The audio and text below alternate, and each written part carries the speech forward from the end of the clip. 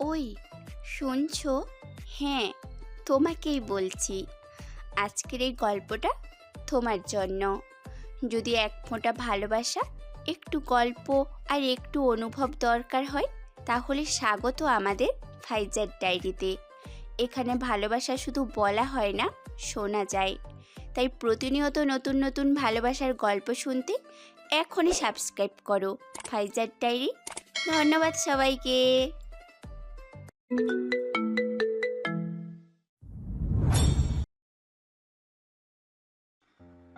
নামকরা businessman তাহসির Chowdhury শ্রাবণকে call দিয়ে হিয়া গড়গড় করে বলল, আসসালামু আলাইকুম জামাইজান, কি অবস্থা? ভুলে গিয়েছেন আমাকে? আমি যে আপনার অপেক্ষায় থাকি বোঝেন না? নাকি অন্য কোনো মেয়ের সাথে সংসার শুরু করলেন? এ পাশে থাকা পুরুষ এই কথাগুলো শুনে চল শক্ত করে বলল। Wrong number. হিয়া মাথা নাড়িয়ে বলল, না না, রং নাম্বার না। Are you serious? হুম জামাইজান। হিয়া কল কেটে দিয়ে বন্ধুদের দিকে তাকিয়ে বলল, কাকে না কাকে কথাগুলো বললাম, আল্লাহ মাফ করে দিও।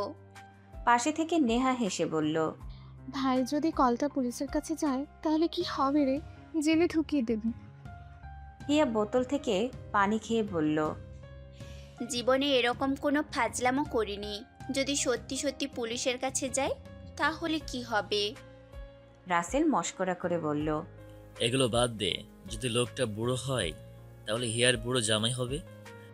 হিয়া রাসেলদের দিকে বোতল ছুঁড়ে মেরে বলল, চুপ করবি? জাস্ট মজা ছিল। আর আমার বাবা কি বুড়ো লোকের সাথে বিয়ে দেবে? অসম্ভব।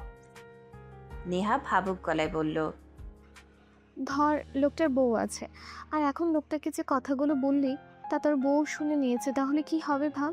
লোকটার আজকে বউয়ের হাতে মার খেতে খেতেই জীবন যাবে। হিয়ার নাম্বারে আবার কল এলো। এই নাম্বার থেকে। হিয়া কলটা ধরে স্বাভাবিক গলায় বলল, হ্যালো, হ্যাঁ জামাইজান, বলুন। ফোনের ওপাশে থেকে কথায় কথায় রেগে যাওয়া সুদর্শন পুরুষ দেশের টপ বিজনেসম্যানদের মাঝে একজন। তাহসির চৌধুরী শ্রাবণ চিবিয়ে চিবিয়ে বলল, তোমার কথা শুনে মনে হচ্ছে না তুমি serious. Do you even know you'd called and who you are talking to? তুমি কি আদৌ জানো তুমি কাকে ফোন করছো আর কার সঙ্গে কথা বলছো? হিয়া দমে যাওয়ার পাত্রী নয়, স্বীকারই করবে না যে চিনে না। ও সাথে সাথে সাথে নাটকীয় ভঙ্গিতে বলে দিল, উফ, কি রাগ আপনার! রেগে গেলে আপনার ভয়েস যা লাগে না, মারাত্মক লাগে। আপনার রাগে যে কত সুন্দর লাগছে না জানি, দেখতে আরও কত সুন্দর হবেন। অবশ্যই সুন্দর হতেই হবে, দেখতে হবে না? আমারই তো জামাই জান। রিনি রাসেল সাথে মুখ টিপে হাসছে। হিয়া পটপট বলল, ভালোবাসার মানুষের উপরে রাগ দেখাতে হয় না, বুঝলেন? ভালো করে কথা বলতে হয়, এতে সম্পর্ক আরও গভীর হয়। আর আমি সিরিয়াস, বুঝলেন? কোথায় আছেন? এসে তাড়াতাড়ি আমাকে নিয়ে যান, না হলে বুড়ো হয়ে যাচ্ছেন তো। তখন তো আমার বাবা আপনার সাথে আমার বিয়েই দিবে না। সবই ঠিক আছে, কিন্তু বুড়ো বলাটা বাড়াবাড়ি হয়ে গেল না? শ্রাবণ কিছুই বলতো না, কিন্তু বুড়ো শোনার পরে এই মেয়েকে ছাড়ার পাত্রও নয়। ও তপ্ত শ্বাস ছেড়ে দাঁতে দাঁত চেপে বলল, তোমার সিরিয়াস বের করছি। বলে ফোনটা কেটে দিল। হিয়া হাফ ছেড়ে বলল, যাহ, ভালো লাগলো না। এই লোক রাগী, রাগী লোক আমার একদম পছন্দ না। রাসেল হেসে হেসে বলল। আল্লাহ ওর কপালে রাগিয়ে একটা জামাই দিও। শ্রাবণ নিজের অ্যাসিস্ট্যান্ট রনিকে ইমার্জেন্সি ক্যাবিনে আসতে বলল। রনি এসে বলল, স্যার সব রেডি, আপনি গেলেই মিটিং শুরু হবে। শ্রাবণ রাগী কণ্ঠে বলল, কোনো মিটিং হবে না। স্যার কোনো প্রবলেম হয়েছে? তোমাকে একটা নাম্বার দিয়েছি, ট্র্যাক করো। 1 ঘন্টার মধ্যে এই মেয়েকে আমার সামনে আনো। মেয়েটার ফাজলামো করা বের করছি। স্যার কি হয়েছে যদি বলতেন? শ্রাবণ চোখ গরম করে তাকালো। রনি বলল, সরি স্যার, এক্ষুনি যাচ্ছি। রনি বেরিয়ে গেল। নাম্বারটা ট্র্যাক করতেই লোকেশন এলো একটা প্রাইভেট ইউনিভার্সিটির, অতঃপর সেখানে বেরিয়ে গেল। ভার্সিটির সামনে এসে রনি শ্রাবণকে কল দিল। Hello sir. বলো। স্যার, লোকেশনটা একটা প্রাইভেট ইউনিভার্সিটির। আমরা এসেছি এখানে, কিন্তু ভিতরে গিয়ে একটা মেয়েকে কিভাবে আনবো? শ্রাবণ দাঁত চেপে বলল। ইডিয়েট, একটা মেয়েকে তুলে আনার কারণ পাচ্ছ না? ছেলে হলে তো এতক্ষণে এনে হাজির করতে বলতেও হতো না। তোমাদের নিয়ে যে কি করব। স্যার, দেখছি কি করা যায়। আগে মেয়েটাকে বের করে নেই। ইমিডিয়েট করো। রনির সাথে দুইজন লোক নিয়ে ভার্সিটির ভেতরে ঢুকতে নিলে দারোয়ান ওকে জিজ্ঞাসা করে। ভিতরে যাচ্ছেন কেন?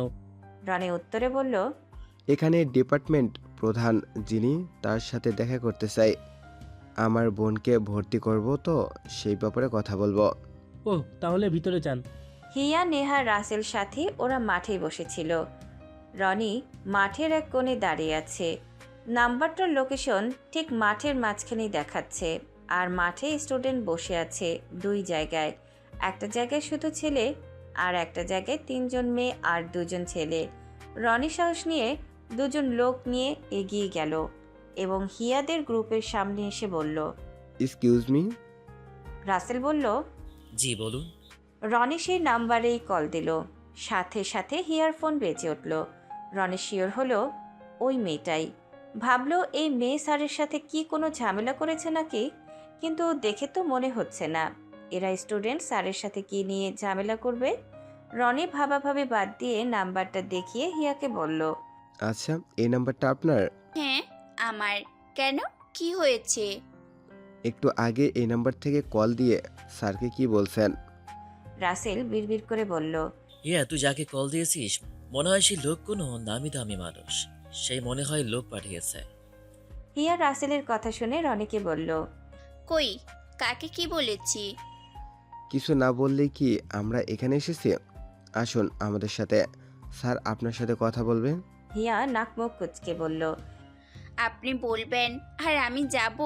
না জানি কোন বুড়োকে কল দিয়েছি। হিয়া শ্রাবণকে না দেখেই বুড়ো বলে সম্বোধন করায় রনির সাথে সাথে প্রতিবাদী স্বরে বলল। আপনি কারোর সম্পর্কে না জেনে বুড়ো বলতে পারেন না। স্যার ইয়াং একজন ছিলেন, তার জন্য হাজারো মেয়ের বাপ মেয়েকে নিয়ে লাইন ধরে আছে। এখন চলুন আমাদের সাথে। হিয়া একটুখানি খাবড়ে গেল। মানে, কোথায় যাব? আপনার উদ্দেশ্যটা কি শুনি? আমি কিন্তু স্টুডেন্ট জড়ো করব, বলবো আমাকে পাচার করতে ধরে নিয়ে যাবেন। রনি হিয়ার কথায় হতভম্ব হলো। হিয়া পরপর বলল। ডাকবো লোক? হুম হুম। ওপাশ থেকে রনিকে ওর একজন লোক বলল। স্যার, এখানে কিছু করা যাবে না, বাইরে থেকে ধরতে হবে। আপাতত বাইরে চলুন। রনি হিয়ার দিকে তাকিয়ে হাসার চেষ্টা করে বলল। আপনি বড্ড চালাক। বাইরে আসুন, তাহলে বসে এক কাপ কফি খেতে খেতে আলাপ করব। হিয়াকে কিছু বলার সুযোগ না দিয়ে রনি রাসেলকে জিজ্ঞাসা করল। বলছি, আপনাদের ডিপার্টমেন্টের হেডের রুমটা কোথায়? ওই বিল্ডিংয়ের 2nd ফ্লোরে। ওকে, থ্যাঙ্কস। রনিরা চলে যেতেই রাসেল হিয়াকে বলল। ভাই, তুই মনে হয় কোনো ভালো লোককে কল দিসনি। নিশ্চয়ই এই লোকের ক্ষমতা আছে। হিয়া ডোন্ট কেয়ার ভাব নিয়ে বলল। সে যে মনে হয় হোক, আমার কি তাতে? বলবো ভুল করে আমার স্বামীকে কল দিতে গিয়ে তাকে দিয়ে ফেলেছি। আর আমার বাবা আছে না। শ্রাবণ মিটিং রুমে এলো। দেখেই বোঝা যাচ্ছে মেজাজ খুব চড়া। শ্রাবণের বাবা তৌকির চৌধুরী ছেলেকে স্বাভাবিক মনে করলেন না। নিশ্চয়ই কিছু না কিছু হয়েছে। মিটিংয়ে প্রজেক্ট প্রেজেন্ট করে শ্রাবণ হনহন করে বেরিয়ে গেল। সবাই আরও পরে বের হলো। শ্রাবণ নিজের কেবিনে এসে রনিকে কল দিল। দাঁত চেপে বলল। তোমাকে 1 ঘন্টার সময় দিলাম, এখনো মেয়েটা আমার সামনে এলো না কেন? স্যার, মেয়েটাকে ডেকেছিলাম, কিন্তু মেয়েটা উল্টো থ্রেট দিয়ে বলল লোক জড়ো করে বলবে আমরা পাশের গাড়ি। শ্রাবণ চোখ বন্ধ করে সিটে গা এলিয়ে দিয়ে বলল। তোমরা একটা মেয়ের এই মিথ্যে কৌতুকে বিশ্বাস করে বসে আছো? স্যার, তাহলে কি করব? আর আপনাকে না মেয়েটা বুড়ো বলেছে, পরে মেয়েটাকে ইচ্ছে মতো বকেছি। শ্রাবণ দাঁত চেপে বলল। ইডিয়েট, তোমাদের সামনে বুড়ো বলল? তোমরা তখনও কিচ্ছু করনি। মেয়েটার A to Z ডিটেলস নিয়ে এসো, এরপরে তোমাদের দেখছি। সবগুলো গাধা কোথাকার, একটা মেয়েকে আনতে পারে না। শ্রাবণ বিরক্ত হয়ে কল কেটে দিয়ে ডেস্কে রাখলো। স্টাফ ডেকে কফি আনতে বলল। তৌকির চৌধুরী রুমে নক করে ঢুকলেন। Shrabon, are you okay? Yeah, I am okay. সন্ধ্যার আগ দিয়ে হিয়া কোচিং শেষ করে হেঁটে হেঁটে বাড়ি ফিরছিল। বাকিরা ওদের বাড়িতে চলে গিয়েছে। ঠিক তখন কোথা থেকে যেন একটা সাদা গাড়ি এলো ওর সামনে। হিয়া পাশ কাটিয়ে চলে যেতে নিলে রনি বের হয়ে এলো। হিয়া দাঁড়িয়ে গিয়ে কোমরে হাত রেখে বলল, আপনি তো ভারী আজব লোক, আবার এসেছেন কেন শুনি? আমার সাথে চলুন। হিয়া কথার তালে তালে ফোনটা বের করে ওর বাবাকে মেসেজ দিল। এরপরে ফোনটা রেখে রনিকে বলল, দেখুন, বেকার বেকার কারোর সময় নষ্ট করবেন না, আমায় যেতে দিন। আরে যাবেই তো, তার আগে আমাদের সাথে যেতে হবে, স্যার বলেছে। হিয়া মুখ বাঁকিয়ে বলল, চেনা নেই জানা নেই, বললেই যাব, তাই না? আর এতই যদি আপনার স্যারের আমাকে দেখার ইচ্ছে হয়, তাকে আসতে বলুন, আমি কেন যাব শুনি? আপনি কি যাবেন? হামিদ শিকদার এলেন গাড়ি নিয়ে। রনির সাথে সাথে গাড়িতে উঠে চলে গেল। হিয়া হাফ ছাড়ল। হামিদ শিকদার মেয়ের দিকে তাকিয়ে বললেন, ছেলেটা কি কিছু বলেছে তোমাকে? না আব্বু, আসলে ওই ছেলেটা এমনভাবে সামনে এসেছে, ভয় পেয়ে গিয়েছিলাম। পরে ঠিকানা জিজ্ঞাসা করলো। ও চলো, আর এরপর থেকে গাড়ি নিয়ে আসবে, একা একা আসার দরকার নেই। ঠিক আছে। হিয়া বাড়িতে ফিরে এলো। ওদের পরিবারটা খুবই ছোট। হামিদ শিকদার স্ত্রী মহিমা বেগম, তাদের এক মেয়ে হিয়া শিকদার, এই তিনজন নিয়ে ওদের সংসারটা। ওদিকে রনি মাথা নত করে দাঁড়িয়ে আছে শ্রাবণের সামনে। তোমাদের দিয়ে যদি কোনো কাজ হয়, যদি বলতাম যে একটা ছেলেকে মেরে এসো, তখন তো ঠিকই পারতে। মেয়েটার ডিটেলস এনেছ? স্যার, মেয়েটার নাম হিয়া শিকদার, অনার্স 2য় বর্ষের স্টুডেন্ট, আনম্যারিড। ওর বাবা হামিদ শিকদার নামকরা একজন লয়ার, আর ওর মা হাউস ওয়াইফ। কোনো বন্ধু বান্ধবী আছে? নেহা, সাথে রাসেল, তবে ওর কাছে বন্ধু নিয়া। স্যার, ছবি এনেছি, দেখবেন? মেয়েটার চেহারা মাশাল্লাহ। পাঠিয়ে দাও। শ্রাবণ ফোনটা হাতে নিয়ে ছবিটা দেখে হুহা কোনো প্রতিক্রিয়া দেখালো না। জুম করে কয়েকবার ছবিটা দেখলো। ওর কাছে অবশ্য ভালোই লাগলো। এরপরে জিজ্ঞাসা করলো, মেয়েটা রিলেশন করে? না স্যার। আগে করতো? এত শিওর হয়ে বলছো কিভাবে? স্যার, সারাদিন এই মেয়ের পিছনেই পড়েছিলাম। মেয়েটার নারী নক্ষত্র সব জেনে এসেছি। ওর বান্ধবী নেহা বলল ও নাকি ছোট থেকেই রিলেশনে ঘৃণা করে। ওই মেয়ে, এই শব্দটা বারবার বলছো কেন? তোমার মুখে থেকে যেন আর ওই মেয়ে না শুনি।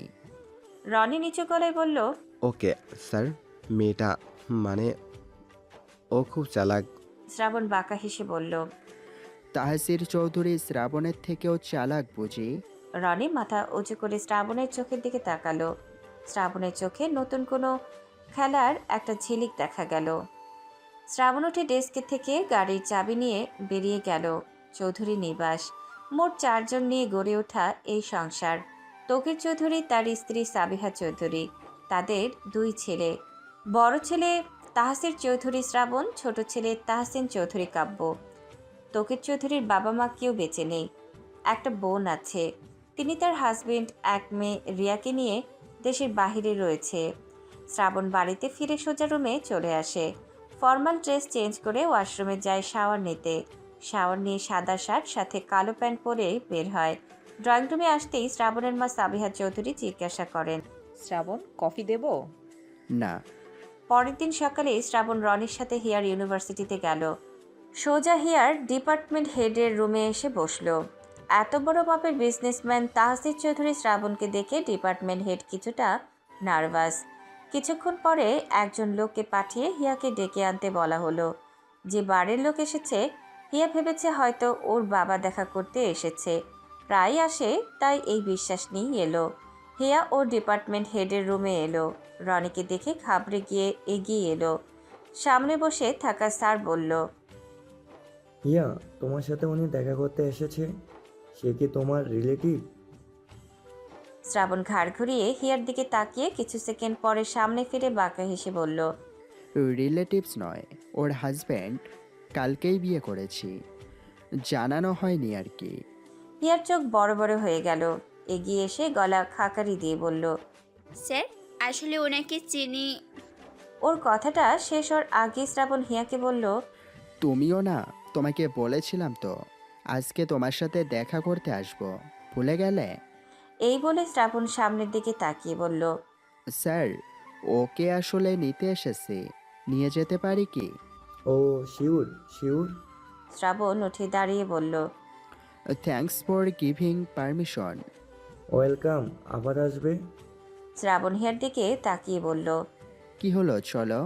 হিয়া ঘাবড়ে গিয়ে আগে বের হলো। এই লোকের কথা শুনে ও পুরাই শকড। তবে মাথায় ঢুকছে না এই লোকের এসব বলার কী কারণ। রনি কি তাহলে লোক ভাড়া করে নিয়ে এসেছে নাকি? শ্রাবণ গম্ভীর গলায় হিয়াকে বলল। তাড়াতাড়ি ব্যাগ নিয়ে এসো, আমাকে অফিসে যেতে হবে। হিয়া মনে সাহস জুগিয়ে বলল, এহ, বললেই হলো। আমি কেন আপনার সাথে যাব শুনি? আমি আপনাকে চিনি না, অপরিচিত আপনি। শ্রাবণ গম্ভীর হয়ে ফোন বের করলো, যেন হিয়ার কথা শোনেনি। রনি বলল, কালকে যাকে কল দিয়েছেন এই সে। ভালো করে তাকিয়ে দেখুন, কোন দিক দিয়ে বুড়ো মনে হয় বলুন।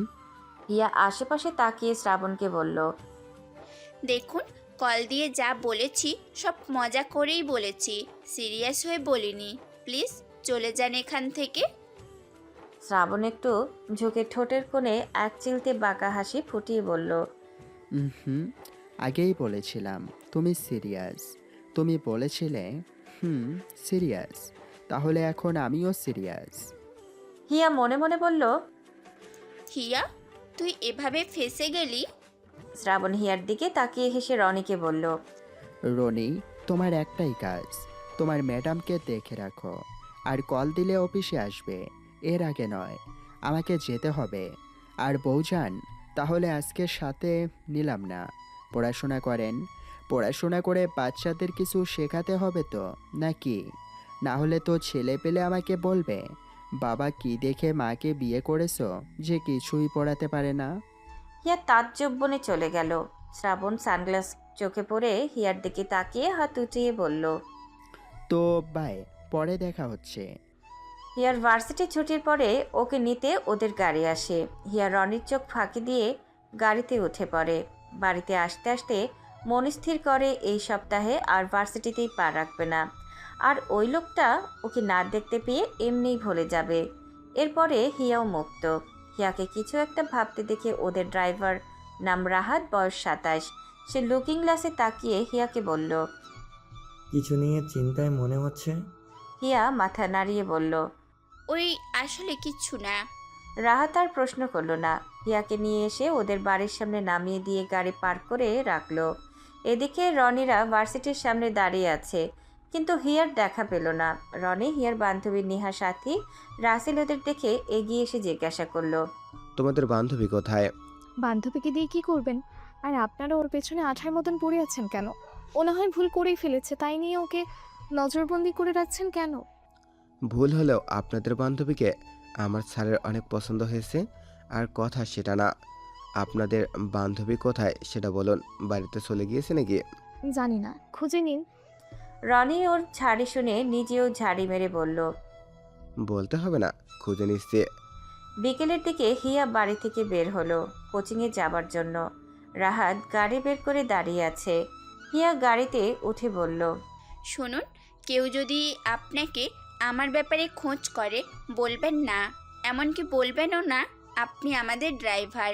আর গাড়ির সামনে কোনো গাড়ি এসে দাঁড়ালে আপনি সেটা পাত্তাই দিবেন না। কি হয়েছে বলা যাবে কি? ওই একটা ভুল নাম্বারে কল দিয়েছিলাম, সেই লোক আমাকে খুঁজছে। ও চিন্তা করো না, সব ঠিক হবে ইনশাল্লাহ। হিয়া কোচিং শেষ করে বাসায় চলে এলো। এর মাঝে শ্রাবণ বা রনি কাউকেই দেখেনি। ও একটু খুশি হলো, যাক ওকে হয়তো আর ডিস্টার্ব করবে না। শ্রাবণ সন্ধ্যার পরে বাড়িতে ফিরে আসে। রুমে ফিরে ড্রেস চেঞ্জ করে শাওয়ার নেয়। এরপর কালো শার্ট আর কালো শর্ট প্যান্ট পরে রুম থেকে বেরিয়ে ড্রয়িং রুমে আসে। সেখানে সাবিহা চৌধুরী বসে অফিস সংক্রান্ত কিছু কাজ করছিলেন। শ্রাবণ এসে সোফায় বসলো। বাড়ির কাজের লোক ফাহিমা বেগমকে বলল কফি আনতে। তিনি ঝটপট কফি বানিয়ে নিয়ে এলেন।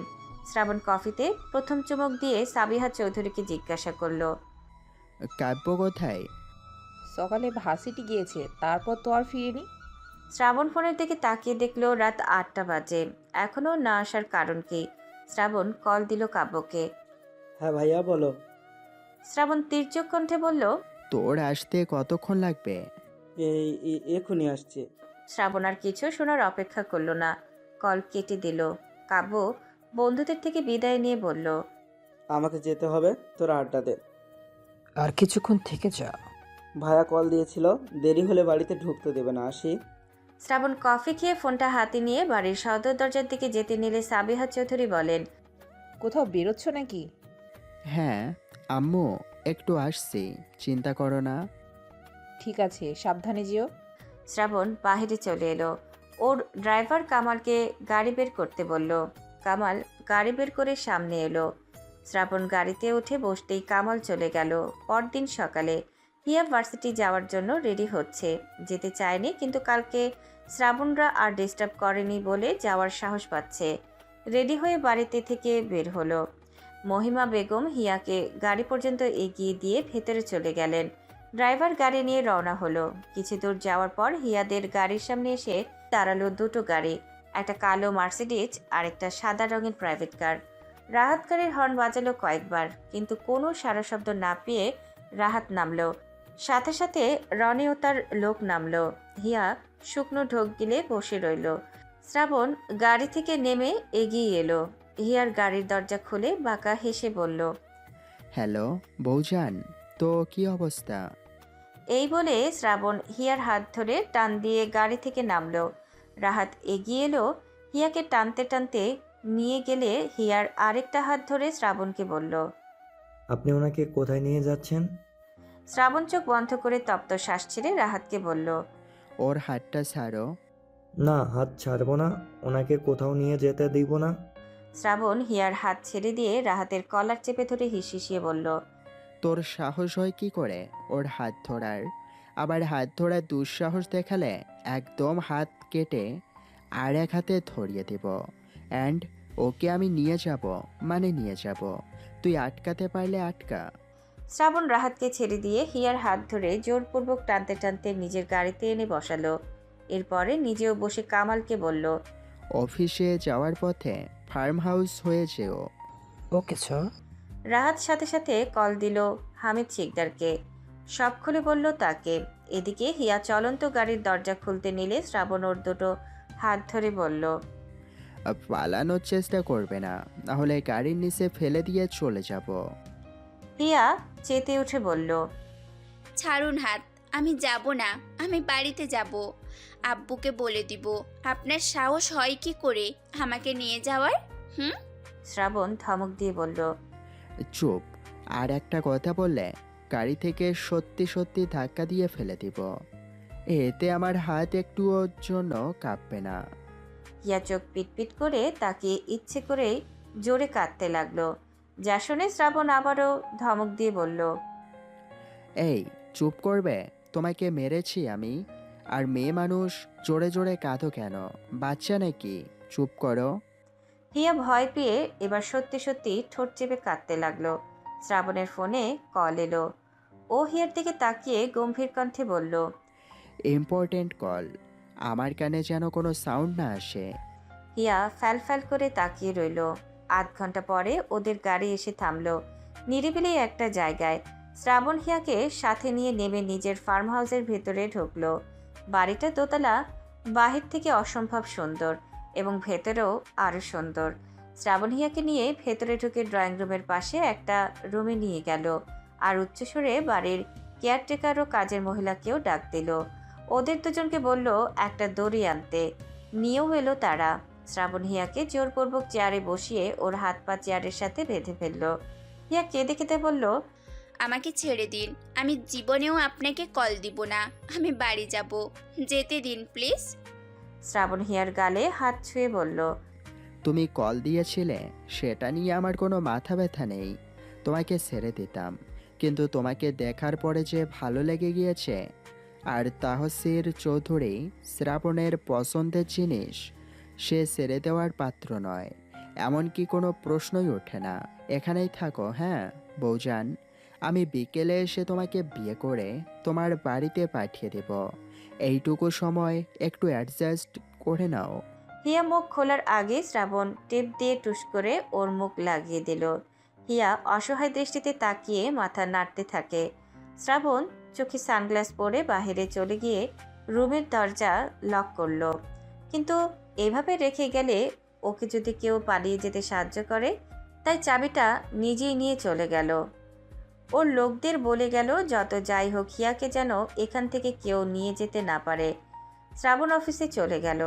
এদিকে হামিদ শিকদার পাগলের মতো মেয়েকে খুঁজে বেড়াচ্ছেন।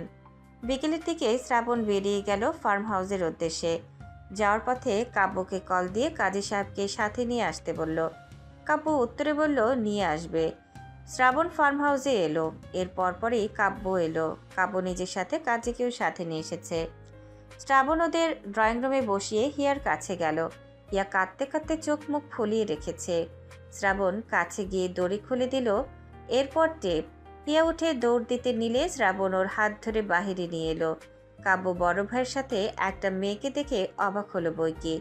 যেই ভাইকে কোনো মেয়ের আশেপাশে দেখা যায় না, সে কোনো একটা মেয়ের হাত ধরে আনছে, বড়ই অবাক করা বিষয়।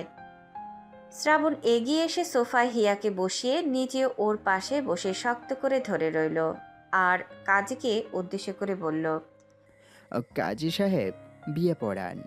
যা শুনে কাব্য অবাক হয়ে উঠে দাঁড়ালো, আবার বসে পড়ল। হিয়া হাত ছাড়াতে মুচড়ামুচড়ি করছে। কাজী গলা খাকারি দিয়ে বলল, বাবা, মেয়ের তো মনে হয় মত নেই। শ্রাবণ সোজা গলায় বলল, মেয়ের মাথা ঠিক নেই, তাই এমন করছে। মেয়ের সম্পূর্ণ মত আছে। আপনি বিয়ের সব কাগজপত্র রেডি করুন তাড়াতাড়ি। কোনো মাথা খারাপ নেই আমার। উনি আমায় জোর করে তুলে এনেছেন। আমি বাড়িতে যাব, আপনারা সাহায্য করুন প্লিজ। কাজী ওর দিকে তাকিয়ে রইল। শ্রাবণ চোখ গরম করে তাকিয়ে বলল, আপনাকে তাড়াতাড়ি করতে বলেছি। কিন্তু বাবা। শ্রাবণ কামালের দিকে তাকালো। কামাল তৎক্ষণাৎ পকেট থেকে এক বান্ডিল টাকা বের করে কাজীর সামনে রাখলো। কাজী বলল, বাবা, মেয়ের তো মত নেই, সেখানে টাকা দিয়ে আমি এই বিয়ে পড়াতে পারবো না। শ্রাবণ কোমরের পেছনে গুজে রাখা রিভলভার বের করে কাজীর সামনে রাখলো। কাজী শুকনো ঢোক গেলে হিয়াকে বলল, মা, তোমার বাবার নাম কি? হিয়া নাক মুখ কুচকে নিয়ে বলল, বলবো না। আমি এই বিয়ে করব না, চলে যাব। আমাকে যেতে দিন। শ্রাবণের মেজাজ খুব চড়া হলো। তৎক্ষণাৎ হিয়ার ফর্সা গালে থাপ্পড় বসিয়ে দিয়ে ধমক সরে বলল, চুপ, বেশি কথা বলো। তুমি যদি এখান থেকে যাও তাহলে কবুল বলেই যেতে হবে, আমাকেই বিয়ে করতে হবে। হিয়া থাপ্পড় খেয়ে আরো জোরে জোরে কাঁদতে শুরু করলো। শ্রাবণ দাঁত চেপে কামালকে বলল, এই যাও তো, একটা লাঠি নিয়ে এসো। কামাল ইতস্তত গলায় বলল, স্যার, লাঠি দিয়ে মারবে? শ্রাবণ তপ্ত শ্বাস ছেড়ে বলল, দরকার হলে তাই মারব, নিয়ে এসো। কামাল চলে গেল। হিয়া কান্না থামিয়ে বলল, আপনি মারলেও আমি বিয়ে করব না। কাব্য শ্রাবণকে বলল, ভাইয়া উনি তো বিয়ে করবে না বলেছে, শুধু শুধু জোর করো না, ছেড়ে দাও। হিয়া তালে তাল মিলিয়ে বলল, হ্যাঁ ভাইয়া, ঠিকই বলেছেন। আমি বিয়ে করব না, বাড়ি যাব আমি।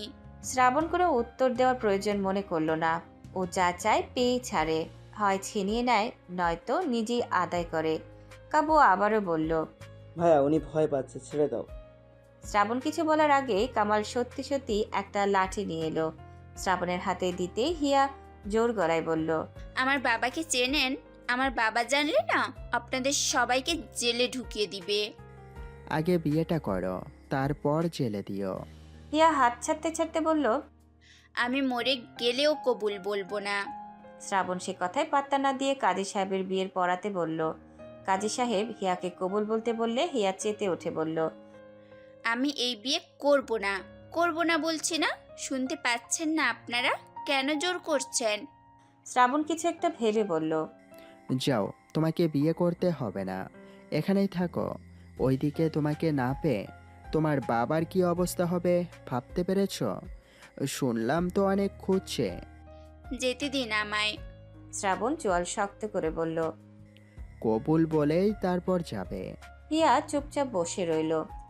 কেউ এর বাহিরে কথা বলার সুযোগ পেল না। শ্রাবণও আয়েশি ভঙ্গিতে বসে রইল। হিয়ার থেকে কবুল শুনেই উঠবে। 1 ঘন্টা পেরিয়ে গেল। হিয়ার খুব খিদে পেয়েছে। সে সকালে খেয়েছে কিনা, এখন প্রায় সন্ধ্যা। খুব পানির পিপাসাও লেগেছে।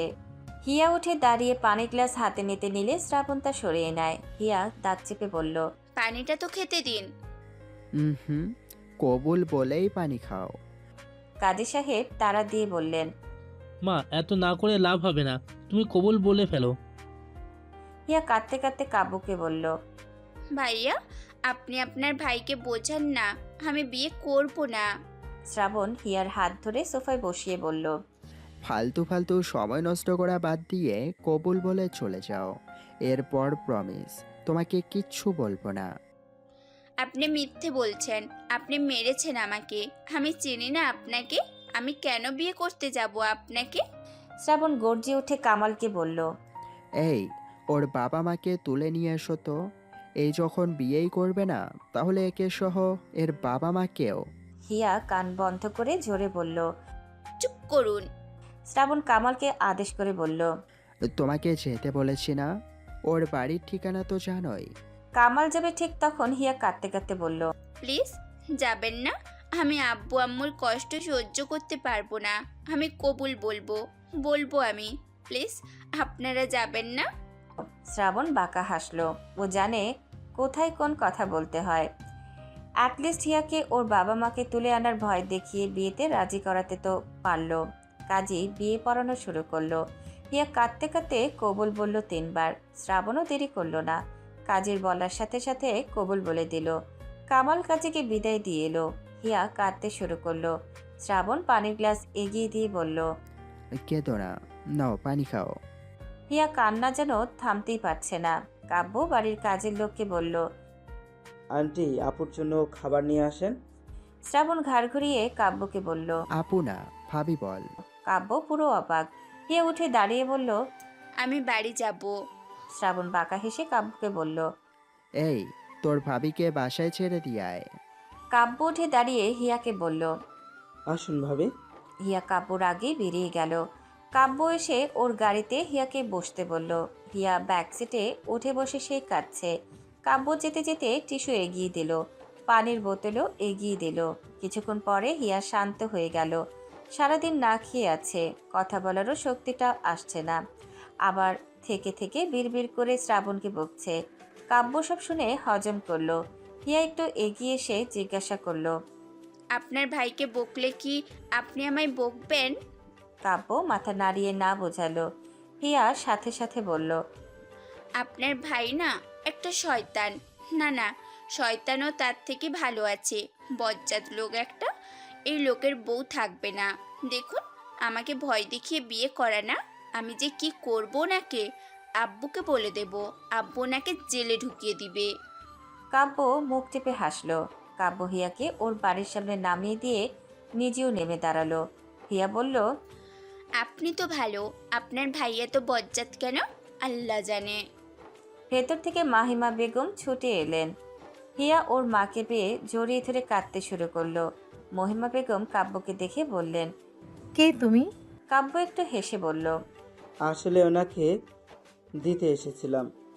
এরপরে কাব্য গাড়িতে উঠে চলে গেল। এর বাইরে কথা বলতে নিষেধ করে দিয়েছে শ্রাবণ। শ্রাবণ এমনি কাব্যকে যথেষ্ট ভালোবাসে, আদর করে, দেখে শুনে রাখে।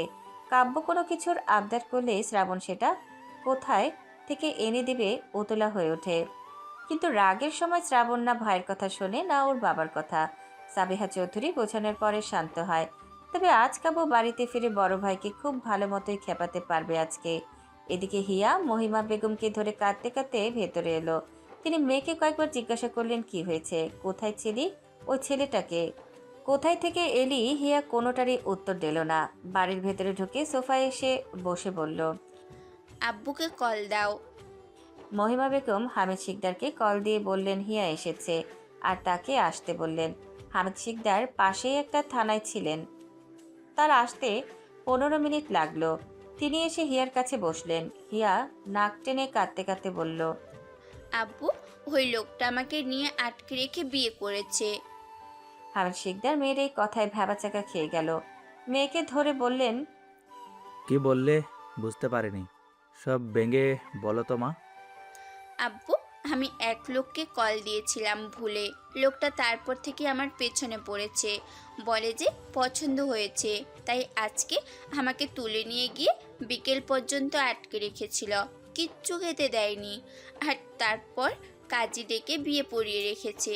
আমি না করেছিলাম বলে ওই লোক আমাকে থাপ্পড়ও মেরেছে, আবার লাঠিও এনেছিল আমাকে মারার জন্য।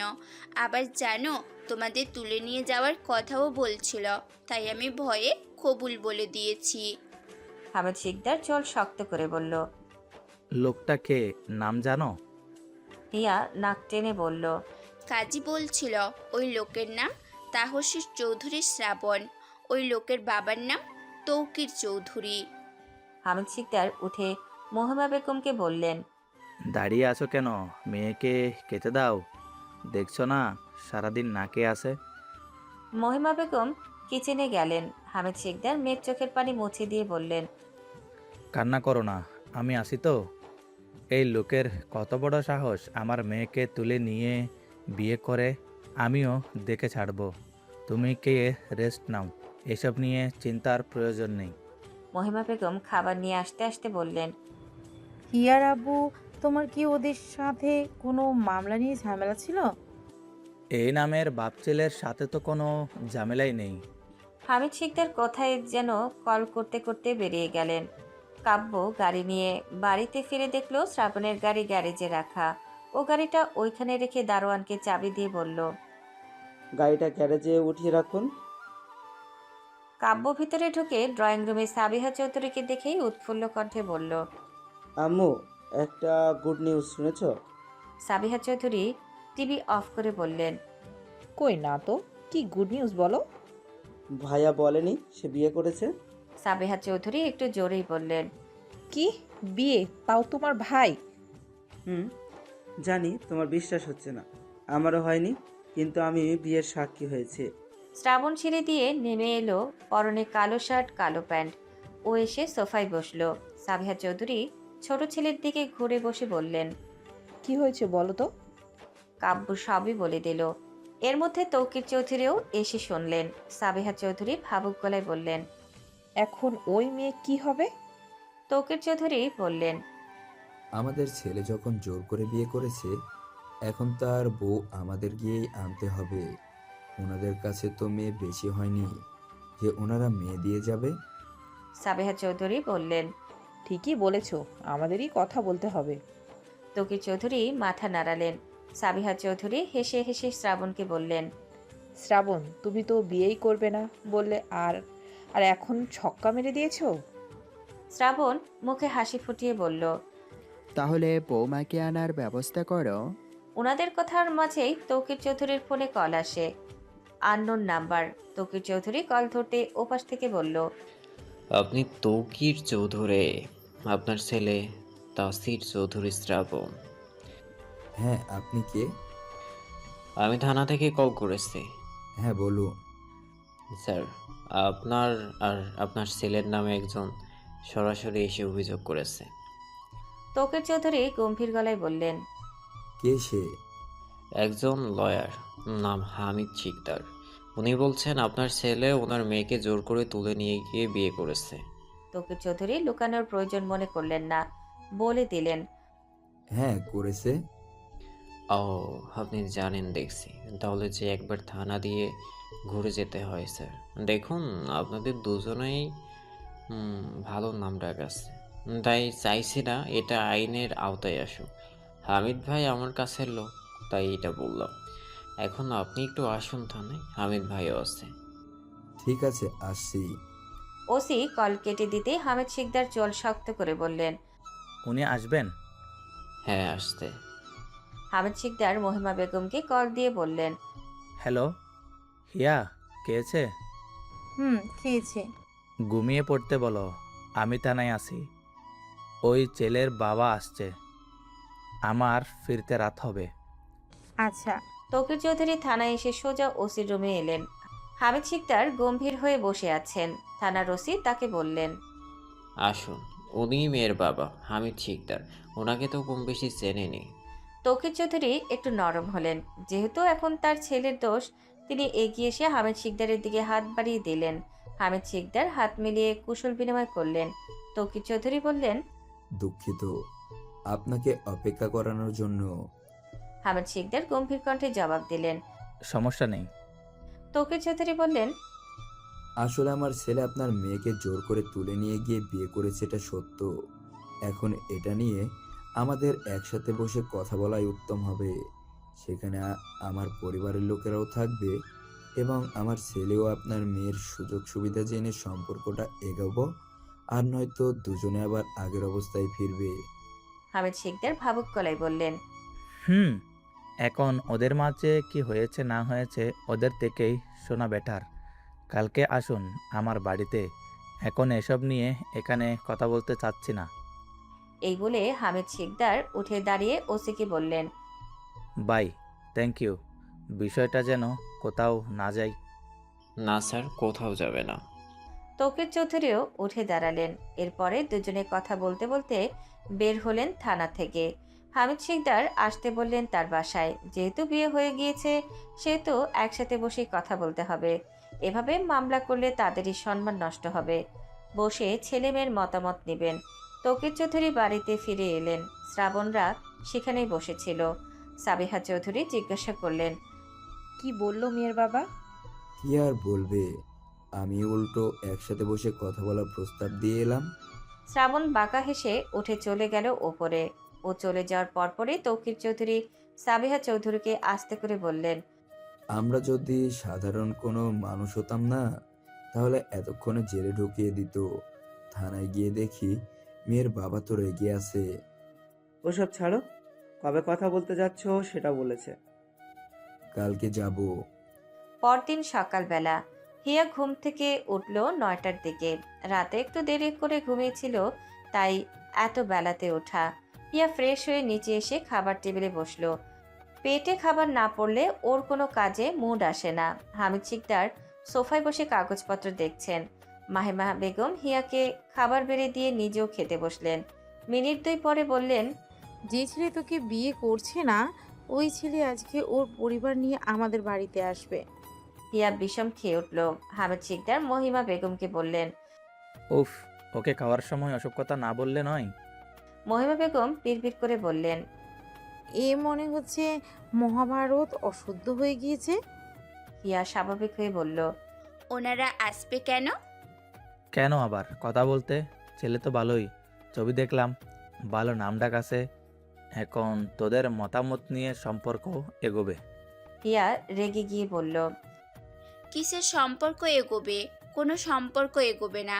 ওই লোক বিয়ে করেছে জোর করে, ভয় দেখিয়ে। আমার থেকে কোনো মতামত আসবে না। ওই লোককে এই বাড়িতে ঢুকতে দিবে না, আর যদি ঢুকে তাহলে আমিই চলে যাব। মহিমা বেগম শ্বাস ছেড়ে বললেন, তোর কোথাও যেতে হবে না, তুই রুমে থাকিস, আমরা কথা বলবো। থাকবো না, আমি ভার্সিটি চলে যাব। হামিদ শিকদার বললেন, তুমি যদি ভার্সিটিতে যাও তাহলে তো ওনারা ভাববে তুমি পালিয়েছ, আর আমার মেয়ে পালানোর মতো মেয়েই নয়। হিয়া ভাবুক গলায় বলল, ঠিক আছে, যাব না, দেখিয়ে দিব আমি ভয় পাইনি। হিয়া খাবার খেয়ে বাড়িতেই রইল। বেশ চটে আছে। যদি শ্রাবণের সামনে এসে দাঁড়ায়, ও নিশ্চয়ই খুন করে ফেলবে। এত রাগ শ্রাবণের প্রতি। বিকেলের দিকেই তৌকির চৌধুরী, সাবিহা চৌধুরী কাব্য বেরিয়ে গেল হিয়াদের বাড়ির উদ্দেশ্যে। শ্রাবণ যায়নি ওদের সাথে। ও অফিসে থেকে সোজা হিয়ার বাড়িতে যাবে এবং একসাথে হবে। তৌকির চৌধুরী আর সাবিহা চৌধুরী আগে ঢুকলেন হিয়াদের বাড়িতে। এরপরে শ্রাবণ আর কাব্য হামিদ শিকদার ড্রয়িং রুমেই বসতে বললেন। তৌকির চৌধুরী আর সাবিহা চৌধুরী একসাথে বসলেন, আর শ্রাবণ আরেক পাশে সোফায় পায়ের উপরে পা তুলে বসলো। তার পাশে কাব্য বসলো। আলোচনায় এলে তৌকির চৌধুরী হামিদ শিকদারকে বললেন, দেখুন ভাই, আমার ছেলে আপনার মেয়েকে অর্থাৎ হিয়াকে বিয়ে করেছে জোর করে। এগুলো করার পেছনে একটাই কারণ, তা হলো আপনার মেয়েকে আমার ছেলের অনেক পছন্দ করে। এখন আপনাদের কাছে একটাই অনুরোধ, যদি আমার ছেলে শ্রাবণকে আপনাদের পছন্দ হয়, তাহলে এই সম্পর্কটা এগোবো, আর নয়তো আপনি উকিল মানুষ, ডিভোর্সের ব্যবস্থা করুন। এই শুনে শ্রাবণ ধরা গলায় বলল, কিসের ডিভোর্স? কোনো ডিভোর্স হবে না। ও আমার মানে আমারই, জোর করে হলেও নিয়ে যাবে।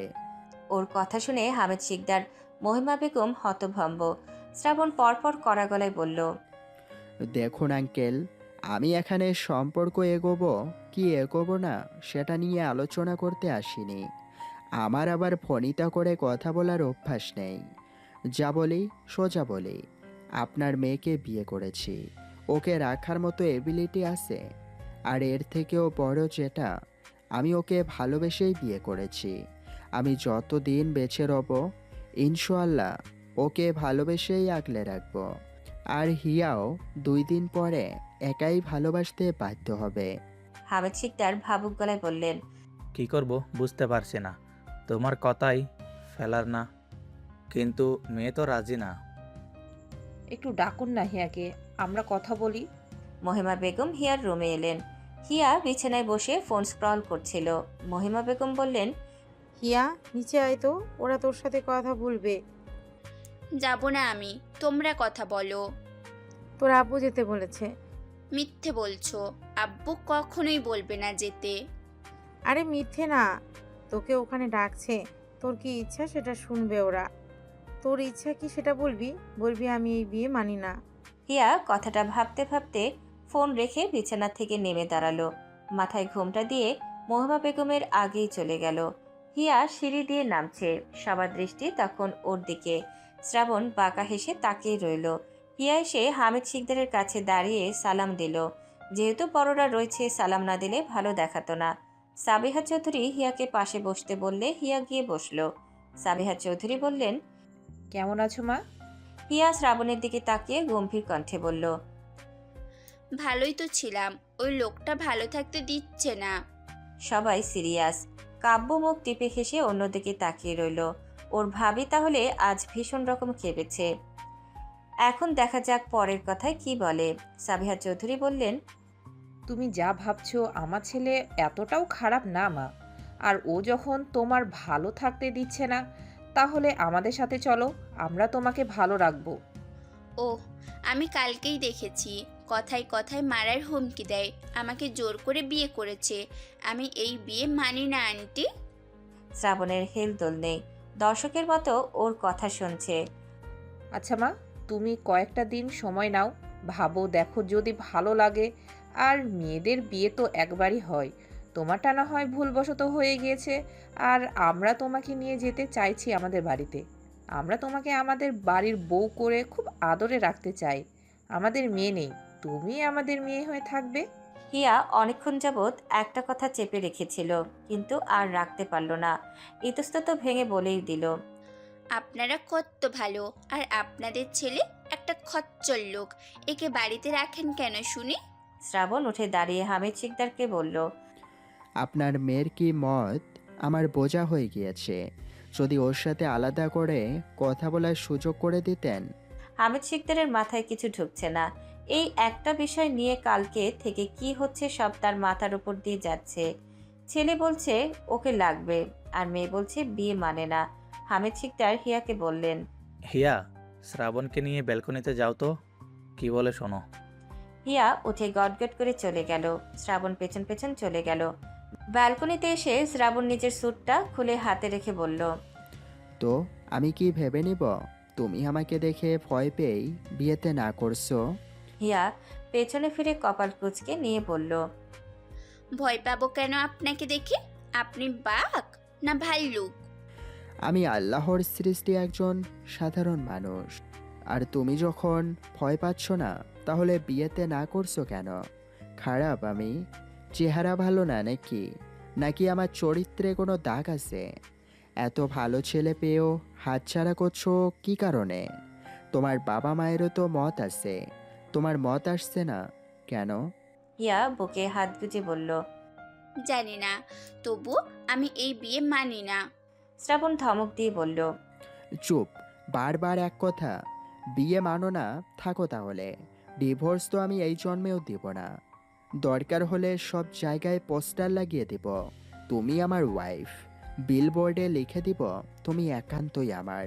হিয়া চোখ পিটপিট করে তাকিয়ে বলল। ধমক দেন কেন? ভালো করে বলতে পারেন না কেন? শ্রাবণের চাহনিতে নরম হয়ে হিয়ার গালে হাত রেখে বলল। তাহলে বারবার এক কথা আমার সামনে বলো কেন? হিয়া পিছিয়ে গিয়ে অন্যদিকে তাকিয়ে বলল। আমার সময় চাই। শ্রাবণ বাঁকা হেসে বলল। গুড গার্ল, তবে তাড়াতাড়ি করো।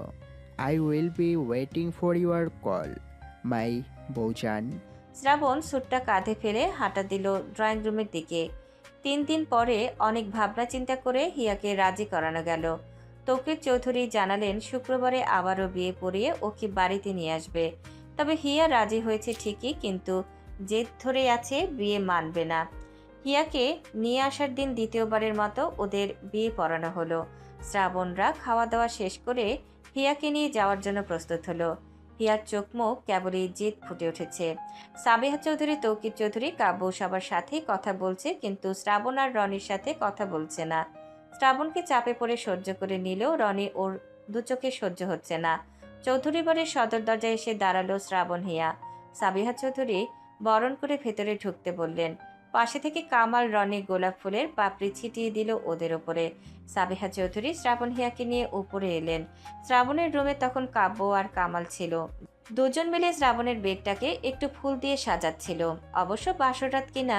সাবিহা চৌধুরী কাব্য আর কামাল দুজনকে উদ্দেশ্য করে বললেন।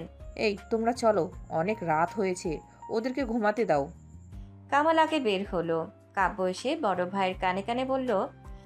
বাসর রাতেও ভাবিকে ধমক দিও না। শ্রাবণ হেসে কাব্যর পিঠে চাপড় মারল। সাবিহা চৌধুরী কাব্যর হাত ধরে চলে গেলেন। শ্রাবণ দরজা বন্ধ করে এগিয়ে এলো। শ্রাবণ দরজা লাগিয়ে দিয়ে এসে বিছানায় বসলো। সাইড টেবিল থেকে পানির গ্লাসটা নিয়ে পানি খেলো। হিয়া বিয়ের দোপাট্টা খুলে সোফায় এসে বসলো। শ্রাবণ উঠে কাবার থেকে শার্ট প্যান্ট বের করে ওয়াশরুমে চলে গেল। পাঞ্জাবি পাজামা খুলে শার্ট প্যান্ট পরে এলো। তারপর হিয়া জামা কাপড় বলতে 3 পিস নিয়ে ওয়াশরুমে ঢুকলো। শ্রাবণ বিছানায় এসে শুয়ে পড়ল। জোর করে বিয়ে করেছে এটা ঠিক থাকলেও জোর করে বাসর করা মোটেও ঠিক হবে না। ওর যেদিন ইচ্ছা হবে ও নিজেই আসবে, নিজে এসে ধরা দিবে। হিয়া ওয়াশরুম থেকে বেরিয়ে বলল। কোথায় ঘুমাবো আমি? শ্রাবণ সোজা গলায় বলল। বিছানায় জায়গা আছে, সোফা আছে, অ্যাজ ইউ আর উইশ। হিয়া সোজা হয়ে দাঁড়িয়ে বলল। আমি আপনার সাথে ঘুমাবো না। শ্রাবণ ধমক দিয়ে বলল। ঘুমাবে না? তাহলে জেগে থাকো। আমি তো আমার বেড ছেড়ে দিব না। যদি ইচ্ছে থাকে এখানে এসে শুয়ে পড়ো, আর যদি না শও তাহলে এখন জোর করে বাসর করব। হিয়া নাক মুখ কুচকে নিয়ে বলল। আসছি, না হলে তো আপনাকে দিয়ে বিশ্বাস নেই, জোর করে সবই করতে পারেন। লাইট নিভিয়ে দেবে। হিয়া বিড়বিড় করে বলল। কিন্তু লাইট নিভিয়ে তো ঘুমাতে পারি না। না, সমস্যা নেই, আসছি। হিয়া সোফায় থেকে দুটো কুশন হাতে নিয়ে এসে লাইট নিভিয়ে ডিম লাইট নেভালো। এরপর বিছানায় এসে বসলো। বিছানার মাঝখানে কুশন দুটো রেখে শ্রাবণকে বলল। এই যে শুনুন, এইটা ভিগিয়ে না আমার কাছে একদম আসবেন না। ঠিক আছে, যাব না, ঘুমাও। হিয়া শুয়ে পড়ল। সকাল সকাল হিয়া ঘুম থেকে উঠেই বিছানার দিকে তাকালো। শ্রাবণ ওই দিক ফিরে শুয়ে আছে। হিয়া বিছানা থেকে নেমে ওয়াশরুমে চলে গেল। ফ্রেশ হয়ে এসে দেখলো শ্রাবণও উঠে গিয়েছে। শ্রাবণ বিছানা থেকে নেমে ওয়াশরুমে চলে গেল। ও ফ্রেশ হয়ে এসে হিয়াকে পা থেকে মাথা অবধি পরখ করলো। এরপরে ধীর পায়ে এগিয়ে এসে সোফার সামনে থাকা টি টেবিলে থেকে পানির জগটা নিয়ে হিয়ার দিকে এগিয়ে এলো। হিয়ার চুলগুলো আছড়ে নিচ্ছিল। শ্রাবণ হিয়ার পেছন থেকে পানি ওর মাথায় ঢেলে দিল। হিয়া ভিজে গিয়ে রেগে বলল। কি করলেন এইটা? আপনি ভিজিয়ে দিলেন কেন? শ্রাবণ বাঁকা হেসে বলল। নতুন বউয়ের চুল ভেজা দেখলে সবাই খুশি হবে। হিয়া এর মানে বুঝতে পেরে দাঁত চেপে বলল। আপনার বাবা মাকে বলে আপনাকে এই বাড়ি থেকে বের করে দিতে বলবো। আগে ড্রেস পাল্টে এসো, যাও। হিয়া লাকেজ খুলে আরেকটা 3 পিস সেট নিয়ে ওয়াশরুমে ঢুকলো। হিয়া ওয়াশরুম থেকে বের হয়ে ভেজা চুলটা মুছে নিয়ে ঘুমটা দিল। শ্রাবণ আবারও ওয়াশরুমে গেল। এবার হাতে করে এক গাদা শ্যাম্পু নিয়ে এলো। এরপরে হিয়ার মাথায় লাগিয়ে দিল। হিয়া রাগে কটমট করে তাকিয়ে থেকে বলল। পায়ে পাড়া দিয়ে ঝগড়া না করলে হচ্ছে না আপনার, তাই না? হুম, হচ্ছেই না। হিয়ার সামনে ড্রেসিং টেবিল থেকে তেলের একটা বোতল নিয়ে শ্রাবণের শরীরে ঢেলে দিল। শ্রাবণ টি শার্ট ঝাড়া দিয়ে কিছুটা হিয়ার উপরে দিয়ে ওয়াশরুমে ঢুকলো। এরপরে ভালো করে শ্যাম্পু দিয়ে শাওয়ার নিয়ে বের হলো। হিয়া রেগে বসে আছে। শ্রাবণ কাঠ গলায় বলল, নতুন বউ তুমি, এখন শাড়ি পরবে? আমি শাড়ি ক্যারি করতে পারি না। শ্রাবণ কড়া গলায় বলল, প্রতিদিন পরতে বলেছে কি? বিয়ের প্রথম দিন তো মেনে চলো। হিয়া ঠিক আছে বলে শাড়ি নিয়ে শাওয়ার নিতে ঢুকলো। এদিকে শ্রাবণ কাবার্ড খুলে সাদা রঙের শার্ট আর কালো রঙের প্যান্ট বের করে পরে নিল। হিয়া মিনিট 15 পর বের হলো মেরুন রঙা শাড়ি পরে। ওদিকে ফাহিমা বেগম এসে ডেকে গেল। হিয়া চুলটা আঁচড়ে নিয়ে স্নো হালকা করে কাজল, লিপস্টিক আর মাথায় ঘোমটা দিয়ে শ্রাবণের সামনে এসে বসলো। চলুন, মা ডাকছে। শ্রাবণের সেদিকে কোনো তাল নেই, হিয়ার দিকেই তাকিয়ে আছে। এই সাথে বউ বউ ভাব চলে এসেছে এই মেয়ের মাঝে। হিয়া আবারও ডাক দেওয়ায় শ্রাবণ উঠে দাঁড়িয়ে দরজা খুলে বেরিয়ে গেল। দুজনেই ড্রয়িং রুমে এলো। সবার দৃষ্টি ওদের দিকে। বিশেষ করে হিয়ার ঘোমটার আড়ালে কোমর ছাড়িয়ে ভেজা চুলগুলো নজর কাটছে। সাবিহা চৌধুরী মনে মনে বললেন, যাক, দুজনের মাঝে ভালোবাসা তৈরি হচ্ছে, এতেই আল্লাহর কাছে শুক্রিয়া। হিয়া এগিয়ে এসে তৌকির চৌধুরী আর সাবিহা বেগমকে সালাম করলো। এরপরে কাব্যকে সালাম করতেই ও উঠে দাঁড়িয়ে বলল, আরে ভাবি, সম্পর্কে আমি আপনার থেকে ছোট। কিন্তু বয়সে তো আমি ছোট। না ভাবি, সালাম করতে হবে না। এর একটু পরেই তৌকির চৌধুরী কাব্যকে নিয়ে বেরিয়ে গেলেন। সাবিহা চৌধুরী ফোনে কথা বলছেন আর শ্রাবণ সোফায় বসে ফোন স্ক্রল করছে। ফাহিমা বেগম কিচেন থেকে রান্না করা খাবারগুলো এনে ডাইনিং টেবিলে এনে রাখছে, আবার অন্য তরকারি বসিয়ে দিয়েছে। হিয়া বসে থাকবে কি, ও ফাহিমা বেগমের সাথে কাজে সাহায্য করলো। হিয়া মনস্থির করেছে ও এখন এই বাড়ির বউ, কিন্তু শ্রাবণের বউ হিসেবে না। শ্রাবণ ওকেই দেখছে আর মিটিমিটি হাসছে। হিয়া ওর দিকে তাকিয়ে মুখ ভেঙচি দিয়ে অন্যদিকে হয়ে দাঁড়ালো। হিয়া গ্যাসের চুলার সামনে দাঁড়িয়ে রান্না করছে। ফাহিমা বেগম ওকে বাহিরে যেতে বললে ও না করে। ফাহিমা বেগম চলে গেল ডাইনিং টেবিলে। হিয়া আঁচলটা নামিয়ে ঠাই দাঁড়িয়ে অন্যমনস্ক হয়ে শ্রাবণকে নিয়ে কিছু একটা ভাবতে লাগলো। সাবিহা চৌধুরী এসে শ্রাবণের পাশে বসলেন। শ্রাবণ আর সাবিহা চৌধুরী হুট করে চোখে পড়ল হিয়ার শাড়ির আঁচলে আগুন। হিয়ার সেদিকে তালি নেই। শ্রাবণ উঠে দৌড়ে আসতে আসতে হিয়ার শাড়ির দিকে তাকিয়ে আঁচল ঝাড়া দিতে থাকে। এতে আগুন আরও ছড়ায়। শ্রাবণ এসে হিয়ার শাড়ির আঁচলে পানি ঢেলে দিলে নিভে না। শ্রাবণ তৎক্ষণাৎ আশেপাশে তাকিয়ে ওর শাড়ির আঁচল ধরে টান দিয়ে নিচে ফেলে দিয়ে পানি ঢালল। হিয়া দুহাত দিয়ে নিজের বক্ষ আড়াল করে নিল, সাথে লম্বা চুলগুলো সামনে এনে দাঁড়িয়ে রইল। ইচ্ছে করে বোকা ফেস বানিয়ে দাঁড়িয়ে রইল। শ্রাবণ তপ্তশ্বাস ছেড়ে হিয়ার মাথায় গাঁটটা মেরে বলল, মন কই থাকে? শুধু কথার বেলায় বড় বড় কথা। সাবিহা চৌধুরী শ্রাবণকে সরিয়ে দিয়ে বলল, বকো না, বুঝতে পারিনি। শ্রাবণ যেতে যেতে কাঠগলায় বলল, বুঝতে পারেনি? এরপরে এমন হলে না, আমার ফার্ম হাউসে রেখে আসবো। হিয়া দৌড়ে শ্রাবণের আগে আগে গিয়ে বলল, আপনাকেই রেখে আসবো। বলে দৌড় দিয়ে রুমে চলে এসে দরজা লক করে দিল। শ্রাবণ রুমে ঢুকবে তখন দরজা লক করা দেখে কোমরে হাত রেখে শ্বাস ছেড়ে দাঁড়িয়ে রইল। মেজাজ পুরো গরম হয়ে গিয়েছে। কই বউ একটু ভালোবাসে তা না, উল্টো ঝগড়ার তালে থাকে। হিয়া বেছে বেছে আরেকটা মেরুন রঙের শাড়ি বের করলো। বিয়ের সময় শ্রাবণ অনেক শাড়ি দিয়েছে। হিয়া শাড়ি পরে চুলটা বেঁধে রুমের দরজা খুলে দিল। শ্রাবণ রুমে ঢুকলো, হিয়া বেরিয়ে গেল। এই লোকের সাথে থাকা ওর কোনো ইচ্ছেই নেই, শুধু পায়ে পাড়া দিয়ে ঝগড়া করবে। শ্রাবণ অফিসের ফর্মাল ড্রেস পরে বের হয়ে এসে ডাইনিং টেবিলে বসলো। সাবিয়া চৌধুরী হিয়াকেও জোর করে ওর পাশে বসালো। তকির চৌধুরী রুমে এখন কিছুই খাবেন না। কাব্যও খেতে বসেছে। এদিকে রনিকে শ্রাবণ আসতে বলেছে, ও এসে সোফায় বসে ফোন স্ক্রল করছে। হিয়া বিড়বিড় করে শ্রাবণকে শুনিয়ে খোঁচা মেরে বলল, কথার বেলায় শুধু বউ বউ করে। ঠিকই তো, নতুন বউ রেখে অফিসে যাবে। শ্রাবণ শুনে তাকিয়ে রইল, কোনো কথা বলল না। ও এবার কোনো ঝগড়ার মুডে নেই। তবে হিয়ার মাথায় ঝগড়া করার বুদ্ধি আছে। সাবিহা চৌধুরী রুমে গিয়েছেন। শ্রাবণের খাওয়া শেষ, ও উঠবে ঠিক তখন হিয়া শ্রাবণের সাদা শার্টে তরকারি লেগে থাকা হাতটা একটু করে ছোঁয়ালো। শ্রাবণ কটমট দৃষ্টিতে হিয়ার দিকে তাকিয়ে উঠে দাঁড়ালো, দাঁতে দাঁত চেপে বলল, কি করলে এটা? রনি ওদের কাহিনীটা বুঝতে পেরে রসিকতা করে বলল, স্যার, ম্যাডাম মনে হয় আপনাকে আজকে অফিসে যেতে দিতে চাইছে না। হিয়া সে কথায় পাত্তা না দিয়ে খাওয়ায় মনোযোগ দিল। শ্রাবণ হিয়াকে শুনিয়ে রনিকে বলল, তোমার ম্যাডামের ভালোবাসা উতলে উঠেছে, তাই যেতে দিতে চাইছে না। তবে আমি বাড়িতে থাকলে তাকে দ্বিগুণ করে ভালোবাসা ফেরত দিব। হিয়া বুঝতে পারলো শ্রাবণ বাড়িতে থাকলে সারাদিনে পায়ে পাড়া দিয়ে ঝগড়া করবে, তাই তাড়া দিয়ে বলল, আপনার দেরি হচ্ছে না? ড্রেস চেঞ্জ করে রেডি হয়ে অফিসে যান। তৌকি চৌধুরী নিচে নেমে এলেন। শ্রাবণ তাকে দেখে বলল, 10 মিনিট, আসছি। শ্রাবণ চলে গেল। হিয়া মুখ টিপে হেসে হাত ধুয়ে উঠে দাঁড়ালো। কাব্য বলেই উঠল, ভাবি আপনাদের ঝগড়াটা ভালোই জমছে। আমাকে জোর করে বিয়ে করেছে না? দেখবেন কি ঝগড়াটাই না করি। তবে ভাবি বেশি ঝগড়া করতে যাবেন না, ভাইয়া মোটেও চুপ থাকার মানুষ না। ঠিক তখনই হিয়ার ডাক পড়ে গেল।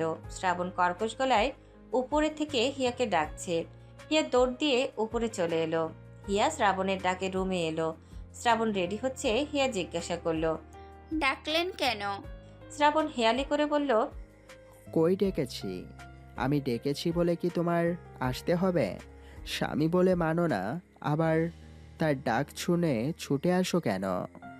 হিয়া তাজ্জব বনে গেল। এমনভাবে ডাকলো যেন কি না কি হয়েছে। এখন বলে ডেকেছি বলে কি আসতে হবে? অসভ্য লোক। হিয়া বিছানায় এসে বসলো। শ্রাবণের ফোন বেজে উঠল। ফোনটা ড্রেসিং টেবিলের সামনে রেখে রেডি হচ্ছে। রনি ফোন করেছে, হয়তো তাড়াতাড়ি যেতে বলবে। শ্রাবণ কলটা রিসিভ করে হিয়াকে জেলাস ফিল করাতে রনিকে বলল, হ্যাঁ গো, বলো। হিয়া তড়িৎ চোখ তাকালো। রনি ওপাশ থেকে বলল, স্যার, আপনার বাবা আপনাকে আসতে বলল। শ্রাবণ আয়নায় নিজের দিকে তাকিয়ে রনিকে বলল, আর একটু ওয়েট করো, তোমার সাথে দেখা করেই অফিসে যাব। হিয়া চোখ ছোট ছোট করে তাকিয়ে রইল। এদিকে শ্রাবণ কি বলছে রনি এর আগাগোড়া খুঁজে পাচ্ছে না, নাকি অন্য কেউ ভেবে ওকে এগুলো বলছে। রনি কলটা কেটে দিল। শ্রাবণ ফোনটা পকেটে ভরে নিল। হিয়া উঠে দাঁড়িয়ে বলল, কার সাথে এমন করে কথা বললেন? আছে একজন। কেন? কেন আবার? ভাবছি আবার কোনো মেয়ে আপনার মতো বজ্জাত লোকের ফাঁদে পড়েছে কিনা। শ্রাবণ দাঁত চেপে বলল, শাট আপ। উচিত কথা বললেই সবারই গায়ে লাগে। শ্রাবণ ওর প্রতি উত্তরে কিছু না বলে চলে যেতে নিলে হিয়া বলল, শুনুন, কালকে থেকে আমি ভার্সিটিতে যাব। শ্রাবণ ভার গলায় বলল, গাড়ি আছে, পৌঁছে দেব। বলে চলে গেল। হিয়া একটু জোরেই বলল, ভালো করে বলা যায় না, সবসময় গম্ভীর হয়ে থাকবে। শ্রাবণ শুনে মুচকি হেসে হাঁটা দিল। রাত 10টা। হিয়া শুয়ে শুয়ে মোবাইল স্ক্রল করছে। শ্রাবণ ফিরে এলো। বিকেলে অফিস শেষ করে একটা ইভেন্টে গিয়েছিল, সেখান থেকে আসতে এত লেট হলো। শ্রাবণ স্যুট খুলে গম্ভীর কণ্ঠে হিয়াকে বলল, খেয়েছো? হুম। এরপরে হিয়া শ্রাবণকে শুনিয়ে শুনিয়ে বলল, শুনলাম আজকে ইভেন্টে সব বিজনেসম্যানেদের নাকি তাদের ওয়াইফদের সাথে নিয়ে যাওয়ার কথা ছিল। শ্রাবণ কপাল কুঁচকে নিয়ে বলল, তুমি জানলে কি করে? হিয়া শয়তানি হেসে বলল, আপনার যে বিজনেস পার্টনার সে আমার এক্স ছিল, সেই বলেছে।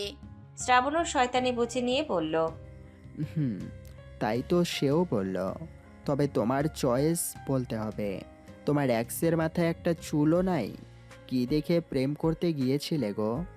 হিয়া আর কথা বলল না, চুপচাপ বিড়বিড় করতে করতে লাগলো। শ্রাবণ এগিয়ে এসে বলল, তোমার এক্স কেন? তোমার দিকে যদি কেউ চোখ তুলে তাকায়ও, তাকে আমার দু চোখে সহ্য হবে না। আর তার সাথে business, how funny. Shrabon fresh হয়ে এসে বিছানায় শুয়ে ফোন হাতে নিল। হিয়া ততক্ষণে ঘুমিয়ে গিয়েছে। বিছানার মাঝখানে আবার দুটো কুশন রাখা। শ্রাবণ কুশনের উপরে ভর রেখে হিয়ার কাছে এসে ওর মুখ পানে তাকিয়ে রইল। কে বলবে এই মায়াবী চোখ মুখটা শ্রাবণের সামনে এলেই ঝগড়া করার বাহানায় থাকে। হিয়া সকালে ঘুম থেকে উঠে পাশে শ্রাবণকে পেল না, বিড়বিড় করে বলল, কি জানি আবার কোথায় গিয়েছে, যতক্ষণ সামনে আসবে ঝগড়া ছাড়া আর পারেটাই বাকি। হিয়া ফ্রেশ হয়ে নিচে এলো। ফাহিমা বেগম কফি আর ঠান্ডা পানির বোতল নিয়ে কিচেন থেকে বের হলেন। সাবিহা চৌধুরী হিয়াকে বললেন, গুড মর্নিং।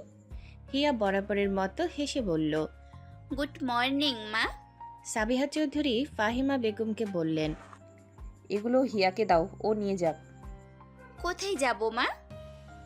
বাইরের গ্যারেজের পাশে একটা বিশাল রুম আছে, যেটাতে শ্রাবণ আর কাব্য মিলে জিমের সকল সরঞ্জাম সেখানে রেখেছে। সেখানে শ্রাবণ জিম করছে, ওগুলো ওর জন্যই। হিয়া ফাহিমা বেগমের থেকে কফি আর পানির বোতল নিয়ে বলল, মা আমি নিয়ে যাচ্ছি।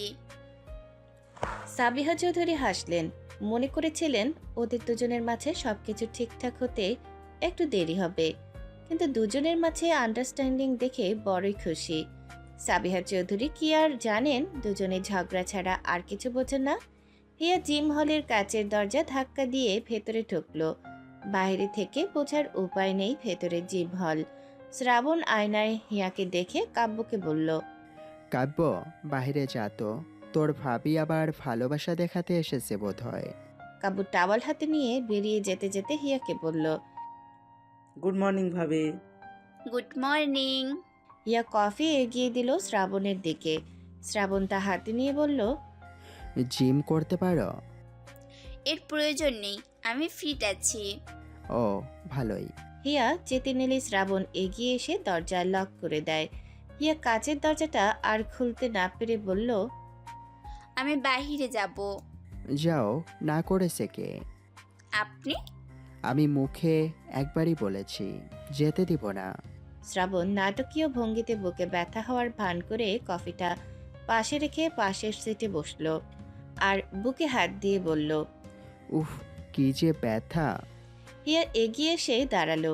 শ্রাবণ বলল, উফ, ভালো লাগছে না, পানি দাও তো।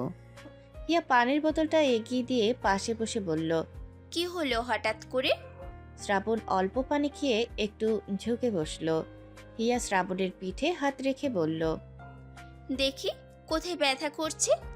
শ্রাবণ সোজা হয়ে বসে হিয়ার দিকে তাকিয়ে বলল, এই বুকে হাত দিয়ে দেখো। হিয়া ভালো মনে হাত দিতেই শ্রাবণ বাঁকা হেসে বলল, দেখলে তোমার পরশে কেমন ভালো হয়ে গেলাম। হিয়া কপাল কুচকালো, তার মানে নাটক করেছে উনি। হিয়া হাত সরিয়ে নিতে চাইলে শ্রাবণ ওর হাতটা বুকে চেপে ধরে রইল। হিয়া ঝাড়ি মেরে বলল, এই হাত ছাড়ুন, যেতে দিন, কাজ আছে আমার। কোনো কাজ করতে হবে না। তাহলে কি করব শুনি? হুম হুম। কি আর করবে, ঝগড়া করো। আপনি ভালো করে কথা বলতে পারেন না? তুমি ভালো কথা বলতে পারো না? না, পারি না। তাহলে আমিও পারি না। এর কিছুক্ষণ পরে শ্রাবণ কাঠগলায় বলল, আমি যতক্ষণ না এখান থেকে বের হচ্ছি তুমি এখানেই থাকবে। হিয়া মিনমিন করে বলল, জানোই তো যেতে দিবেন না, মানে দিবেন না, আপনাকে চেনা শেষ। রাত অনেকটাই, বাহিরে বৃষ্টি হচ্ছে, অনেক জোরে জোরে মেঘ ডেকে বাজও পড়ছে। হিয়া বালিশের নিচে মাথা রেখে শুয়ে আছে। প্রত্যেকটা বাজের শব্দ ছিটকে উঠছে। শ্রাবণ ল্যাম্প লাইট জ্বালিয়ে উঠে বসলো। হিয়ার দিকে একটু ঝুঁকে জিজ্ঞাসা করলো, ভয় পাচ্ছ? হিয়া উঠে বসলো, মাথা ওপর নিচ দাঁড়িয়ে বলল, হুম। শ্রাবণ কুসুম দুটো সরিয়ে বলল, কাছে আসবে কি? হুম। শ্রাবণ গা ছাড়া ভাব নিয়ে বলল, তাহলে থাকো, আমি ঘুমালাম। এমনিতেও বৃষ্টির সময় এই বাড়ির পেছনে ভূতেরা একটু ঘোরাঘুরি বেশি করে। হিয়া একটু ভয় পেয়ে গেল। ঢোক গেলে জিজ্ঞাসা করলো, ভূত মানে? ভূত বলতে কিচ্ছু নেই, জানেন না? জানি, কিন্তু এত বছরে দেখে আসছি ভূতের চলাফেরা, সেটা অস্বীকার করব কি করে? সত্যি? তাহলে ঘুমাও বউজান। হিয়া বসে রইল। শ্রাবণের উপর থেকে পাতলা কমফোর্টারটা নিয়ে পুরো শরীরটা পেঁচিয়ে নিল। এরপরে জিজ্ঞাসা করলো, শুনুন, এই বাড়ির পেছনে যে ভূত আছে সেটা সূচনা হলো কি করে? কেউ কি সেখানে মারা গিয়েছিল? শ্রাবণ আশেপাশে তাকিয়ে আস্তে আস্তে করে বলল, শোনো, কাউকে বলো না যেন। বাবার থেকে শুনেছি অনেক আগে নাকি এই বাড়ির পেছনে একটা কাপেল থাকতো। মেয়েটা ঘাড়তেরা ছিল, ছেলেটা যা বলতো কিচ্ছু শুনতো না, নিজের মতো থেকেছে মেয়েটা। এভাবেই দিন চলছিল। এর পরের দিনের পর দিন ছেলেটার সাথে মেয়েটা শুধু শুধু ঝগড়া করত। এরপর ছেলেটা আর সহ্য করতে না পেরে এক ঝড়ের রাতে ওই বাড়িতে আত্মহত্যা করেছে। ওই ছেলের আত্মাটা ঝড়ের মধ্যে ঘুরে বেড়ায়।